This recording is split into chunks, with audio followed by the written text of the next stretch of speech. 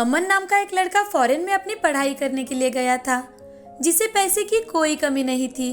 उसके घर में उसकी माँ काव्या के सिवा और कोई नहीं था। काव्या भारत में अकेले ही रहती थी। जब अमन को छुट्टी होती थी तभी अमन भारत आ पाता था।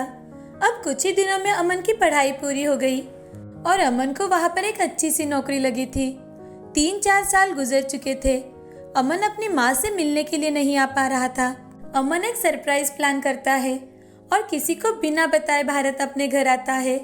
अमन के घर में प्रिया नाम की एक नौकरानी काम करती थी, जो काव्या का हर काम किया करती थी और उसी के साथ उसके घर में रहती थी। अमन को प्रिया के बारे में कुछ भी पता नहीं था। जब अमन घर आता है तो अभी तो बहुत रात हो गई है। माँ भी अभी सो रही होगी। मैं ऐसा करता हूँ, चुपके से माँ के कमरे में चला जाता हूँ। माँ उठते ही मुझे देखकर सरप्राइज हो जाएगी। अमन अपने माँ के कमरे में जाकर अपनी माँ के बेड के पास बैठ जाता है। दूसरे दिन सुबह प्रिया हर रोज की तरह काव्या के कमरे में आती है तो देखती है, अरे ये यहाँ कौन बैठा है? कहीं ये चोर तो नहीं? चोर चोर चोर! प्रिया जोर जोर से चिल्लाने लगती है। साथ ही वो काव्या को कुछ कर न ले, इसीलिए प्रिया अमन को पीटने लगती है और माँ जी उठ जाइए, माँ जी जल्दी से उठ जाइए, घर में ये चोर घुस आया है माँ जी। काव्या हड़बड़ाकर उठते हुए, चोर? अरे कहाँ है चोर? अरे मैं चोर नहीं हूँ, क्या तुम पागल हो गई हो? छोड़ दो मुझे। तुम कौन हो और मेरे घर में क्या कर रही हो? अमन तुम कब आए बेटा? प्रिया छोड़ दो उसे, वो चोर नहीं है, ये मेरा बेटा अमन है। मैं तुम्हें हमेशा जिसके बारे में बताती हूँ ना, वही, ये मेरा शैतान लाडला बेटा है। काव्या उसे गले लगा लेती है। बेटे कितने दिन बीत गए तुम्हें देखे। मैं आज बहुत खुश हूँ, लेकिन आने से पहले बताना चाहिए था ना। तभी प्रिया, मुझे माफ कर दीजिए साहब। ठीक है। वैसे तुम हो कौन?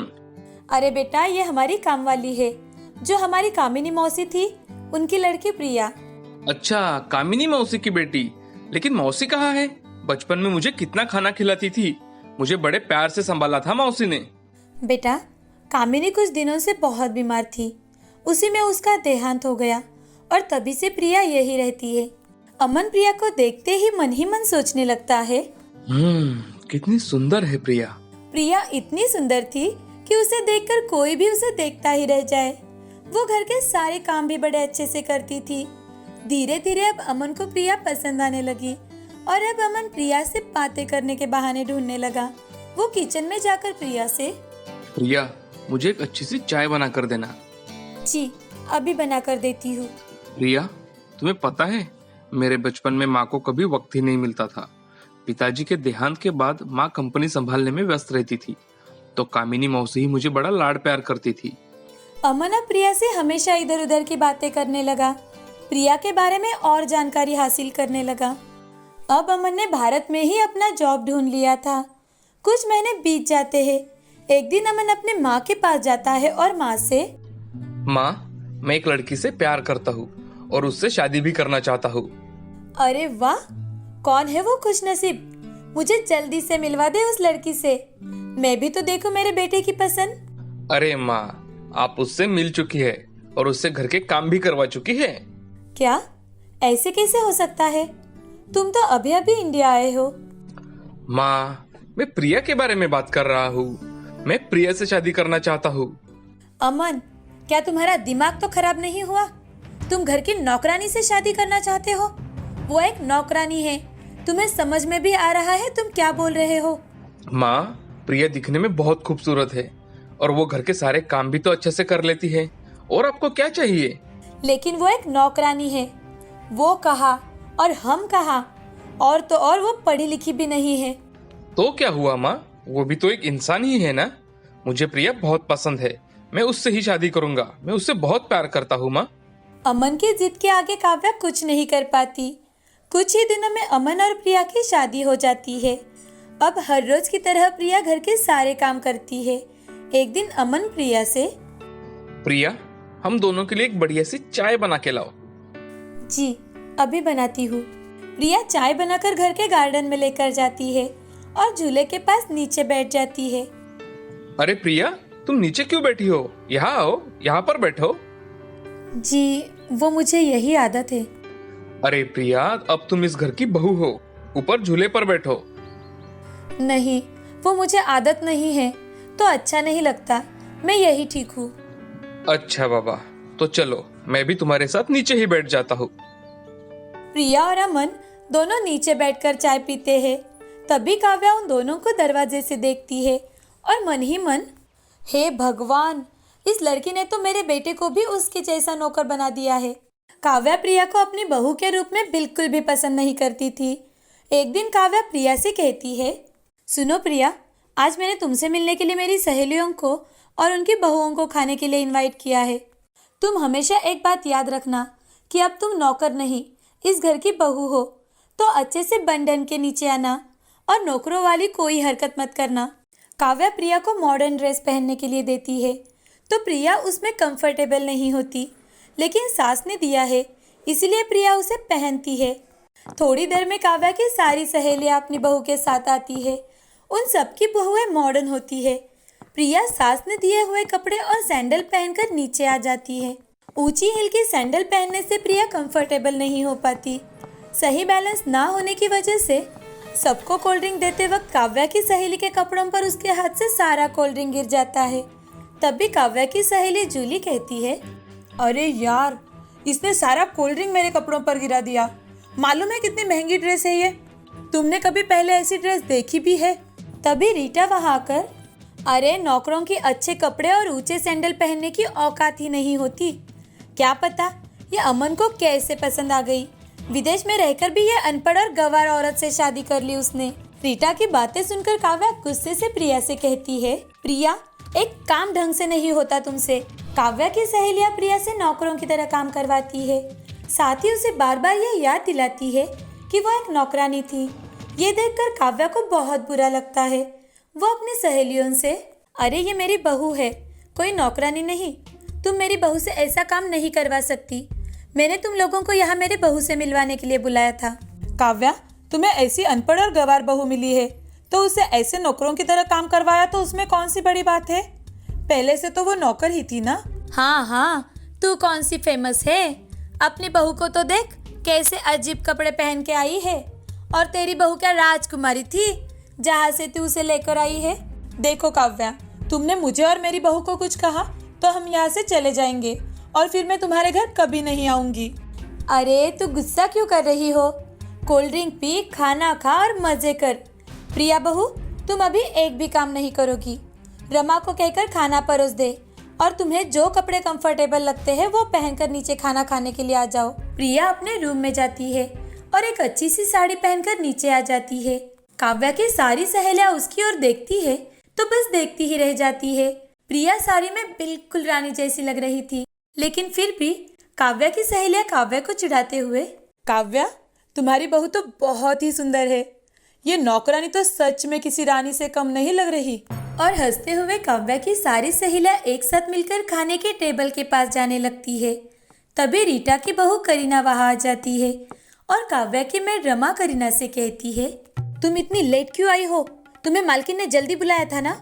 चलो अभी खाना परोसने में मेरी मदद करो। What the hell are you? मैं क्या तुम्हें काम वाली दिख रही हूँ? नौकर हो, नौकर जैसे रहे और इंग्लिश झाड़ना बंद कर। मेम साहब ने देखा तो गुस्सा कर देंगी। ए हेलो, मैं रीटा जी की बहू करीना हूँ। अपनी औकात में रहकर बात करना। मेड हो, मेड की तरह रहना सीखो। बदतमीज कही की, मुझे काम करने को कहती है। काव्या की मेड रमा हड़बड़ाते हुए, माफ कर देना मेम साहब, मुझे लगा मेरी दूसरी काम वाली पार्टनर है। वो आप ऐसे फटे कपड़े पहनकर आई है तो मुझे लगा वही है। व्हाट अ नॉनसेंस, ये तो स्टाइल है स्टाइल। तुम्हें क्या पता कपड़ों के बारे में? अपना काम करो चुपचाप।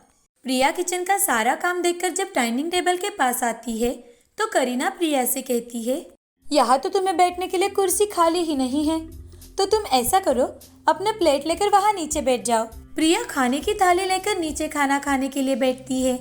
उसमें उसे कोई शर्म नहीं आती। ये देखकर काव्या की सारी सहेलियां प्रिया के ऊपर हंसने लगती है। तब काव्या अंदर से आकर देखती है और प्रिया से, प्रिया, तुम अब ये क्यों भूल जाती हो कि तुम अब इस घर की बहू हो, नौकर नहीं। माँ जी, मैं वही टेबल के पास कुर्सी पर बैठना चाहती थी, लेकिन वहाँ जगह नहीं थी। काव्या, तुम ये क्यों भूल जाती हो कि नौकरों की औकात नौकरों जैसी होती है। उन्हें कैसे भी रखो, उनकी आदतें कभी नहीं सुधरती। तभी अमन बाहर से आ जाता है। उनकी सारी बातें अमन ने सुन ली थी।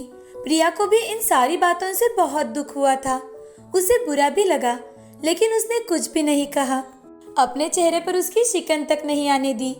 काव्या की सारी सहेलियां चले जाने के बाद काव्या ने प्रिया को बहुत खरी खोटी सुनाई और प्रिया से, निकल जाओ तुम मेरे घर से, मेरी और कितनी बेइज्जती करवाओगी। नहीं माँ जी, ये आप क्या कह रही हो। माँ, तुम ये क्या कह रही हो? प्रिया को अपनी आदतें बदलने के लिए, सब चीजें सीखने के लिए थोड़ा टाइम तो लगेगा ही ना। तो ठीक है, जब तक ये सब कुछ सीख नहीं लेती तब तक के लिए तुम इसे घर से बाहर भेज दे। मैं इसे और बर्दाश्त नहीं कर सकती। ठीक है माँ, अगर आप ऐसा चाहती हो तो हम दोनों इस घर से निकल जाएंगे। मैंने भी आपकी सहेलियों की सारी बातें सुन ली थी, फिर भी मैं चुप बैठा ताकि आपको कोई कुछ न कह सके। ठीक है, तो तुम भी निकल जाओ यहाँ से। शायद यही दिन देखने के लिए मैंने तुम्हें पाला पोसा और इतना बड़ा किया था। अमन और प्रिया घर से बाहर जाने के लिए निकलते हैं, तभी अचानक से काव्या सीढ़ियों के ऊपर से पैर फिसल कर गिर जाती है और उसके पैर में फ्रैक्चर हो जाता है। डॉक्टर काव्या को बिस्तर से उठने के लिए भी मना करते हैं। उन दिनों प्रिया काव्या की बहुत सेवा करती है। प्रिया काव्या को बिस्तर से उठने भी नहीं देती थी। प्रिया काव्या की दिन रात सेवा करती है। कुछ दिनों बाद काव्या एकदम ठीक हो जाती है। तब अमन काव्या के पास आकर, माँ, अब हमारे जाने का समय हो गया है। आपकी तबीयत ठीक नहीं थी, इसलिए हम यहाँ रुक गए थे, लेकिन अब हमें यहाँ से जाना होगा। आप अपना ख्याल रखना। नहीं बेटा, मुझे माफ कर दो। प्रिया बेटी, तुम भी मुझे माफ कर दो। मेरी बहू बहुत अच्छी लड़की है। मैं प्रिया की अच्छाई को देख नहीं पाई, बस इसकी कमियां ही निकालती रही। प्रिया ने मेरी तुम्हारी गैर हाजिरी में बहुत सेवा की है और इस बार भी, लेकिन मैं ही गलत थी जो हमेशा इसे नौकर समझती रही। मुझे माफ कर दो बेटी। नहीं माँ, आप माफी मत मांगिए। अगर आप मुझे सिखाओगी तो मैं जल्द ही सब कुछ सीख जाऊंगी। माँ, मैं आपको कभी निराश नहीं करूंगी, ना ही मेरी वजह से आपका कभी अपमान होने दूंगी। हाँ प्रिया, अब मैं तुम्हें सारे तौर तरीके सिखाऊंगी। साथ ही बहुत सी बातें हैं जो तुम्हें मुझसे सीखनी है। प्रिया अब कुछ महीनों में ही सारे तौर तरीके अच्छे से सीख जाती है। साथ ही साथ अमन उसे पढ़ना लिखना भी सिखाता है। ऐसे ही एक दिन जूली काव्या और प्रिया को अपने घर खाना खाने के लिए इनविटेशन देती है। अब प्रिया अच्छे और मॉडर्न कपड़े पहनकर तैयार होकर आती है। उन कपड़ों में प्रिया बहुत ही सुंदर दिख रही थी। जूली के घर जाकर प्रिया जूली की मदद भी करती है। प्रिया में आए सब बदलाव देखकर जूली काव्या से, काव्या, तेरी बहू तो बहुत ही बदल चुकी है। वो सुंदर तो पहले से थी ही, अब तो वो पढ़ लिख कर समझदार और मॉडर्न भी हो चुकी है। लगता है मेरी बहू को काम सिखाने के लिए अब तेरी बहू के पास भेजना ही पड़ेगा। मेरी बहू तो कुछ काम करती ही नहीं, सारे काम मुझे ही करने पड़ते हैं। सारा समय सिर्फ मेकअप ही करती रहती है। सजने संवरने में ही उसका पूरा दिन चला जाता है। लगता है उसे भी प्रिया के पास भेजना पड़ेगा। काव्या की सारी सहेलियां प्रिया की तारीफ करते करते थकती नहीं। सब प्रिया की बहुत तारीफ करते हैं। काव्या प्रिया को लेकर खुशी खुशी अपने घर आ जाती है। अमन के आने के बाद काव्या अमन को सारी बातें बताती है। अमन को भी सारी बातें सुनकर बहुत खुशी होती है। अब वो तीनों खुशी खुशी से एक दूसरे का ख्याल रखते हैं और एक अच्छा जीवन बिताते हैं।